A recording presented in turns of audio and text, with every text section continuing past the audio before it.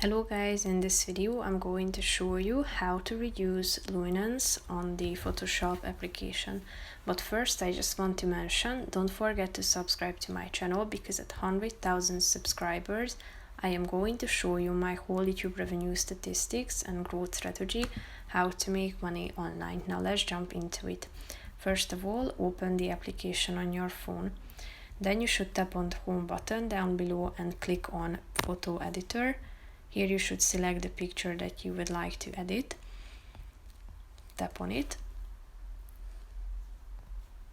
Now we should wait a few seconds and click on the adjustments button down below in the left side corner of the screen.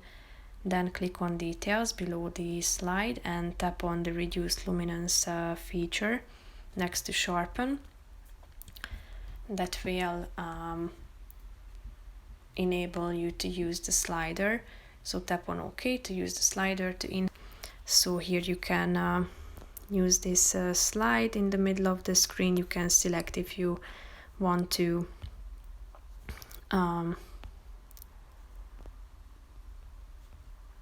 use or apply it to the full face, to the subject, or background only. So here you can see how it changes.